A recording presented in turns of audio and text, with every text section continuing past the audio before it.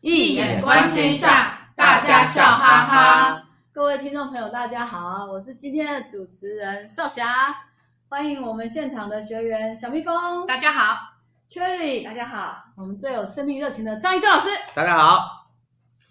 我们上一集是我们文化人类学的第一集，非常非常的精彩。我们甚至已经这个跨什么就不要讲了，等一下卖个关子。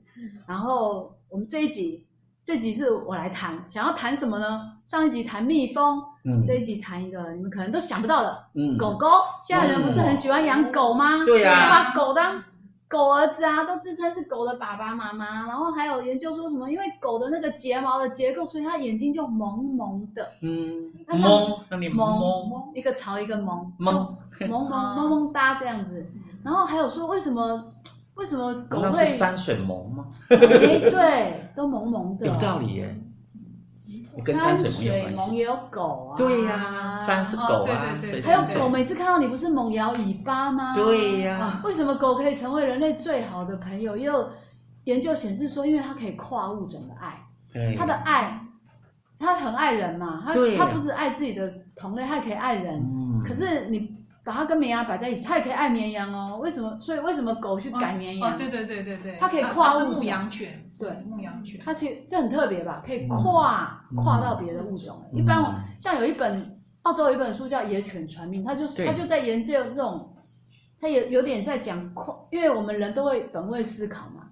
他讲说，其实澳洲的野犬是全人类的祖先呐，然后甚至那个野犬的父母变成原住民啊，他们澳洲的原住民，然后白狗变成白人的小孩啊。那这本书主要是在谈说人类跟非人类的这种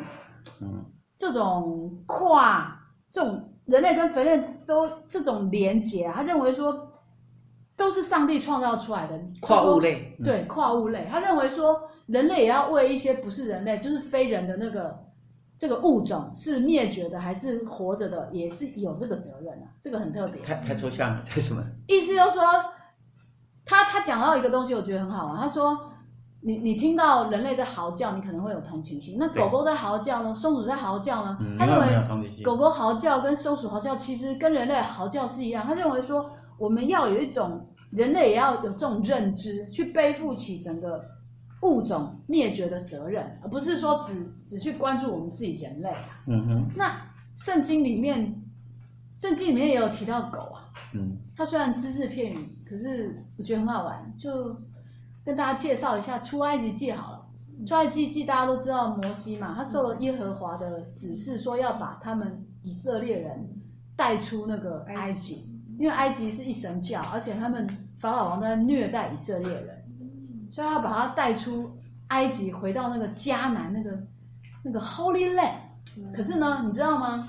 法老王好不容易同意摩西让他把那个以色列人带出去，可是一同意以后，他马上反悔，马上派军队去追杀他们。然后呢，这么多的以色列人要出逃埃及哦，那路过野狗看到各种狗，以色列狗或者埃及狗看到。你们觉得会怎样？他应该会汪汪叫，对不对？对啊，没错。这样还逃得掉吗？不行啊，那怎么办？结果那些狗完全不叫，神奇哦。这个狗叫不叫跟你刚刚讲那个野犬传命有密切的关系？怎么会呢？当然有关系，完全八竿子打不着边啊！怎么会呢？那你的野犬传命到底要强调什么东西？老师那你觉得要强调什么呢？就在讲的东西是人应该要顺应天命啊。为什么？他不是在讲狗？传命传的是天命，狗就是知道天命。狗知道天命。那人类的天命又是什么？他只是在讲说我们要爱护其他动物。爱护其他动物就是天命，爱就是天命啊！这什么意思呢？从儒家来讲，仁者仁也嘛，人就是要有人心啊，恻隐之心，人皆有之。所以野犬传命是在讲恻隐之心，人皆有之啊，不只是人皆有之，狗皆有之啊，知道吗？所以这个就是跨种族、跨人类，这个叫做跨物种的，这个就是人与非人跨物种的一种。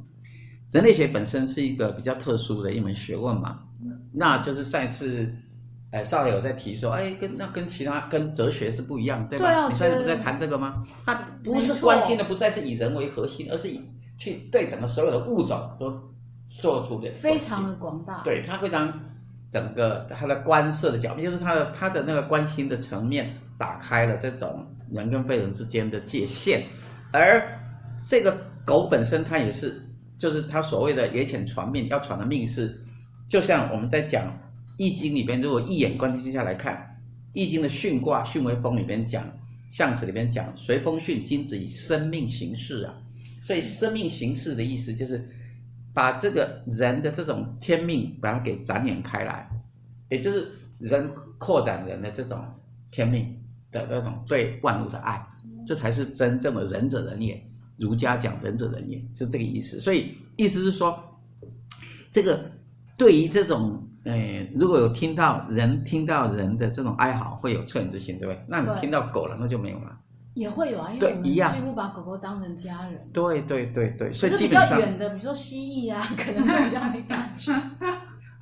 或是蜜蜂在叫，我们也听不到。对，但是人类学会让你对整个的万物都做一个更深刻的一种连结。那万物之间其实是完全连结在一起的嘛，因为宇宙万物其实都是 interdependent， 它基本上是一个就是一个以佛法来讲叫做什么？万物众生皆相互依存，万物皆相互依存，所以相互依存 interdependence 的概念，相互依存的概念，这是非常的重要。对，所以也必须是连结这种受苦的，不只是人，而且是物，那人都会有这种那种仁慈的心，这才是真正的生命形式，这才是神交给人要去做的东西，生命形式。而狗它也会看到这个东西，所以你请没有啊，老师，那刚才你解释，我只是回到这里来而已。野犬传命嘛，对不对？对，就是讲到这个形式。对。那我只是急着问说，那刚才少侠讲的那个出埃及记，为什么狗都不用狗就不会叫？哦，这是不一样的东西，非常好，跟老陈完全的相同。这个问题就是这个大问题，也就是说，这个狗看到整个对出埃及的时候，对不对？埃及人对不对？神给的奇迹吗？埃及人怎样？以色列人从埃及逃出来对，这么多人乒乒乓乓乱七八糟，狗一定会叫啊。对，没错。可他却没有叫。可是他不叫，是因为狗知道天命。什么意思呢？狗知道天命，因为狗是一个非常它的那个它的 vision 是不一样，它有灵视的能力，它可以看到天庭。何以见得呢？这必须一眼观天下。因为我知道西前亥天庭开天门，对，开天门闭地户，基本上它可以看得到天。有他们有哮天犬，南天门里面就有那只狗，就这个意思。哮天犬，这样不然为什么那里有一只哮天犬呢？然后李洞宾被它这个不是好像被它咬过，因为它是那个杨戬，不是牛剑啊。对啊。三眼那个什么？是哦，那个二郎神啊。二郎神什么名字？杨戬啊。杨戬他的狗啊。他的狗。可是吕洞宾想救他，他以为他要伤他，就把他咬了一下。所以我们有一句话叫做“狗咬吕洞宾”，不是好人。所以他可以看得到神鬼神。对，因此狗这种物种，它具有跨界能力。跨界能力。我还没讲完，先让我的话讲完，不要马上再问问题。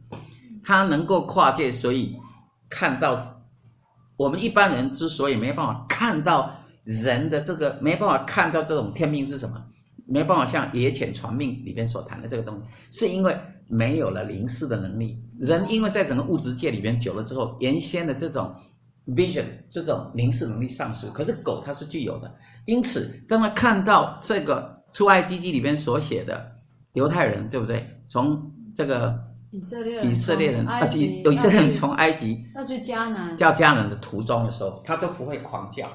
他为什么不会狂叫呢？因为他看得到神也同在，他是这群人是神的选民，是神在护持着他的时候，他看得清清楚楚，他怎么会去觉得这个他干嘛要叫呢？因为他看到这个意义，就好像我经常比喻的，我们把手拿起来，手指2根手指把它放着，然后遮掉一半，我们看到，好像是2根，但如果你把整个手掌整个拿开，它是同一个东西，是不是这样子啊？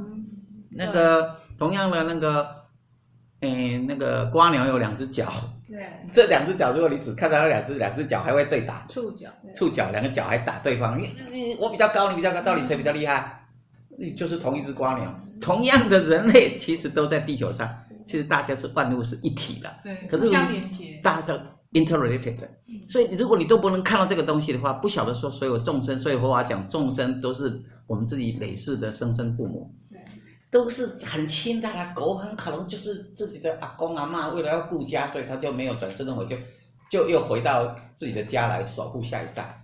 所以你看就是这样，你看整个文化，它从文化人类学角度你去思考这个不同文化的切入角度，你就会看到这个之间的这种相互的关系。所以因此它这个具有跨界的视域能力，因此它就不会有这个产生，就是说他不会乱叫，因为他知道这是神的意志，所以才能只有当你的自己有这种像狗一样的视域的，就是你有 vision 的能力的时候，你的心中就不会那么多的冲突，因为你会看到原来万物都是有道理的，所有发生在我们身上的一切都是 interrelated 的，绝对是有它的非常重大意义，都是来完成我们天命的其中的一部分。如果当你看到这些时候，你就不会有那么多的苦痛，你就不会生病，因为你有太多苦痛就会再来就是生病，对不对？无明产生烦恼，烦恼产生痛苦，痛苦就带来业力轮回，就不会有这个东西，所以这完全是相关的东西。那老师，我可以提问吗？因为刚刚你提到狗可以跨界看到鬼神嘛？还没看完呢。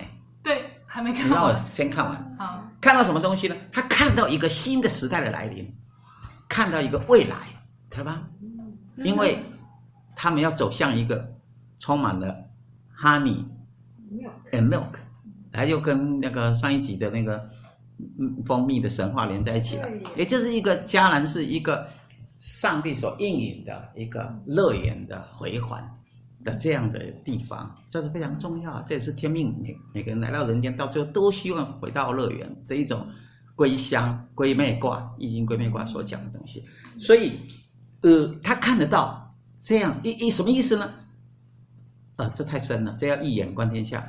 因为西前亥这个地方是龙战一夜，其血玄黄，是指一个新文化到旧文化的转接点上，也就是万物萧条，冬天过了，春天要来，春夏起源，一个新文明的一个诞生的一个时期。所以他作为一个见证者，他也是一个在这一个天地社会而意在其中，他所看的之间，他所看到的那样的一个见证者的一个重要性。也就是说，狗的出现往往也是相对的跟整个文明的转化有密切的关系，一个新时代来临有密切的关系，这样子。所以狗是一个新时代的见证者。对，这让我想到那个一个，这很重要，所以我先把它完成，不然你又问出去，这个就漏掉。老师刚刚讲到这个，让我想到那个有一羌民族，他们信仰，他们也是在小年夜的时候，好像狗真的有这种预示能力，就给狗吃东西，然后狗如果吃 A， 就表示 A 这个东西明年会卖钱卖得很好。对啊，它有意识能力。对啊。好像真的是这样子，而且它是有 prefigure 的意思就好像摩西是 prefigure 这个将来的那个耶稣会把整个人类带回到了伊甸园里去一样，所以这就是神话意识学，这我的新的神话学荣格心理学往下再推的新的神话意识学 prefiguration 的理论，我好像演讲也讲过对。然后可是刚刚小明好像有个问题被我打岔掉，因为我想说。那个老师说，那个狗可以看到鬼神嘛？对啊，跨界的能力。难道蜜蜂就没有？对啊，蜜蜂是不是也有？上一题漏掉了，就是那个蜜蜂，它也有跨界能力，可它跨的是人天的能力，它也是。对，它是可以与天通话，它是 Hermes 跟神通话。对呀，与天通话，所以这两种动物奇怪，我们随便一选都是具有跨界能力的，所以。它是天人之间的。对，一样啊，这都有两个都是有跨界的这种能力的，因为它是 Hermes 的象征嘛。蜜蜂是 Hermes 的象征。那狗呢，它也是，你看守蓝天门嘛，所以它是一个天界跟人界之间的通路嘛，看到没有？了解意思吗？就人到天堂的通路，不就是整个故事不就这样写了吗？也就是这个犹太人要对不对？要找到迦南作为他的一个天堂的一个 Holy Land 嘛，对，一个净土，不就是也是就好像我们华人文化里边的人修仙的时候，如果你修成完成的时候，你就会去到蓝天门是等候封仙嘛。是，没错，是不是这样？完全一样的东西。对啊，可是我们一般呢都会把一般都没看到这个特点哈。对，我们一般比较把狗当做，也不知道为什么笑脸请为什么在那里。对，那为什么在那里？就是刚刚讲了、开天门的关系。对啊，哦，原来因为它是一个见证。它是开天门的。那我们一般都比较狗会开天门不得了，说要养狗啊，就好帮你开天门。对，它如果可以开天门，我觉得它给人类很大的爱。对，因为你知道现在有利用狗狗来当咨商的助手，效果还蛮好的。对。那讲到爱，圣经上有一个地方，我觉得跟狗狗爱也有关系，就是那个约伯啊，约伯这个倒霉鬼，因为上帝跟撒旦打赌，所以不停的降试炼给那个约伯，然后他就整个都被剥夺光了，甚至连他的朋友跑过来指责他说：“你现在会这么倒霉，一定你做了什么不对的事情。”那他连朋友都没有，可是最后他就说。他说野狗是我的兄弟，最后陪在他的旁边的就是狗，这让我想到小时候我不乖被阿嬷赶出去，半夜被赶到外面去，我们家的狗狗就跟那个约伯旁边的狗一样，对，他就跑过来舔我，那个狗也是这样去舔约伯，他用这个表达他的爱，我觉得难怪你会选狗这个主题。难道狗是諮商师转世的吗？开玩笑。对啊，他还兼顾了人类吗？开玩笑，不是諮商师了，因为他有諮商师的能力。你看现在大家为狗做了这么多，应该是狗也给人类很大的抚慰人心，就很超过我们想象的那种能力。你知道为什么吗？为什么？因为演武虚化成山河火炬，这是从象数义理的角度来看。而火呢，就是代表爱，离为火为爱嘛，离为火为眼睛嘛，看，所以它具有灵视能力，然后就有最大的爱，不是吗？对，是啊，所以它是火库。对啊，而且狗狗就是从那个羌民族的信仰，它不只是爱，它很多跟粮食有关的也是从狗来的，它还可以保有粮食，让饥荒的时候在狗尾巴上可以存在的那个粮食。所以它是库啊，我刚刚讲是库藏，它库藏的能量，没错，它等于能量的库藏，负担了人类肉体上的那个火就是能量嘛，火也是一种能量，生命能的一个保护者，生命能的一个库藏者。因为演武虚是三合集当中的库位，库就是仓库，然后所以它的储藏，对，储藏在那尾巴。是，然后还有比如说求雨，他们有一种很特别的求雨仪式，就是你要请龙王降雨哦，他是用狗狗把一只狗狗抬到山上，可是很残忍，要把狗烧死，因为把那个狗烧死以后，龙王闻到那个臭味，龙王受不了，他就会降雨。对，这是一种求雨仪式，或者是把狗狗求雨就是密云，听我讲，求雨就是密云不雨，自我西郊。那密云不雨，自我西郊呢？然后你看，水天虚嘛，这一眼观天下，看上去答案就会出来。所以你那个天不就是龙王吗？对吧？对。然后那个水就是疾病嘛，疾病就是水，就是很臭，然后他觉得很受不了。对啊。觉得那个是肮脏或者什么，那他就会降雨，所以也就是就可以解了。水天虚不是人们在虚卦原理讲的是说整个云气聚在空中不会降落下来。对。啊，对，虚带。那狗就是来完成这样的一个虚带的一个仪式的一个符号，这样。哦，原来狗狗这么特别啊！又帮我们做预言，又帮我们做这个做那，然后又爱我们。重要是刚刚没有讲，它是一个忠诚的象征。耶伯那里是一个忠诚的象征，因为耶伯跟那个打赌，不是那个撒旦跟耶和华打赌，那到最后这只狗其实是象征这个耶伯的那个忠心 loyalty 对神的忠心，是哦，就是对真正的丰泽忠服嘛，就是忠心，真正的臣服。所以约伯最后还是有上帝又给他很多赏赐，他经过了考验之后，让他失去了一切，包括失去了家园、失去了家人、失去了财产，几乎一无所有，空无分文这样。可是到最后，由于他经过这些苦难之后，仍然是效忠于神，仍然是相信神，所以那个信念的忠诚的信念度可以非常的强烈。而这个地方是透过这个狗，这个身边这只狗来作为它这样意义的一个象征的意思，也就是狗就是 loyalty， 它就是最大的忠诚的象征。哦，原来简直是集各种优点啊！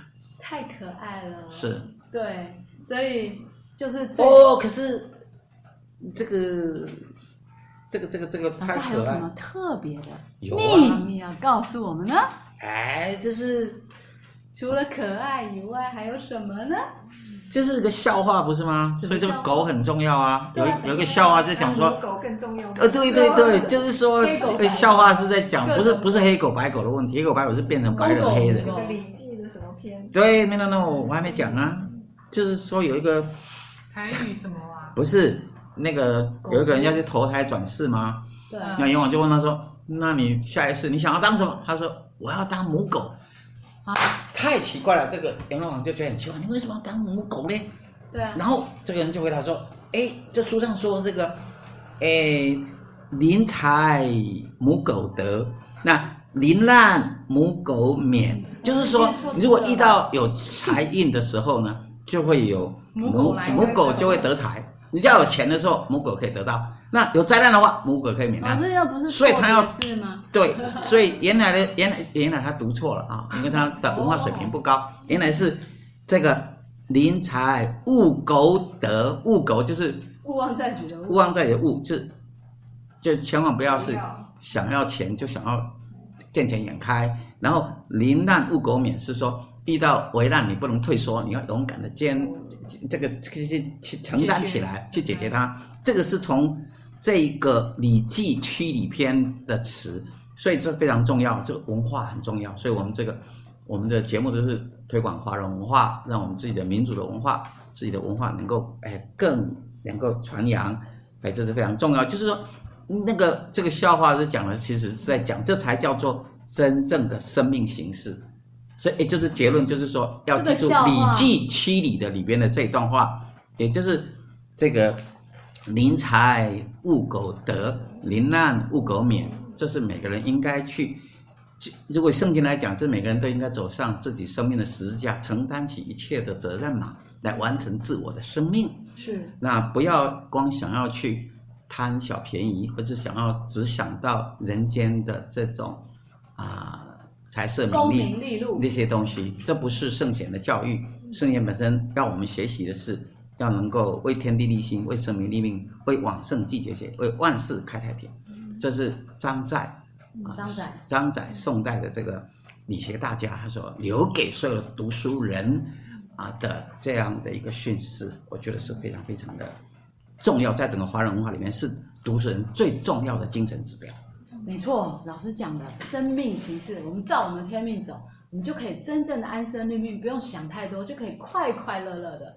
所以呢，也欢迎听众朋友帮我们一起转发我们的讲座讯息，还有订阅我们的演讲。来到我们的演讲现场，你可以听到更多关于生命形式，还有更多关于爱，以及更多关于你活在这世界上是不是有什么你从来没有想过的，但是很棒的讯息会在里面。然后欢迎大家可以订阅转发，谢谢大家。那今天节目到这边结束咯，谢谢我们的学员小蜜蜂 Cherry， 最感谢我们的张医生老师。各位听众朋友，我们下周见咯，拜拜。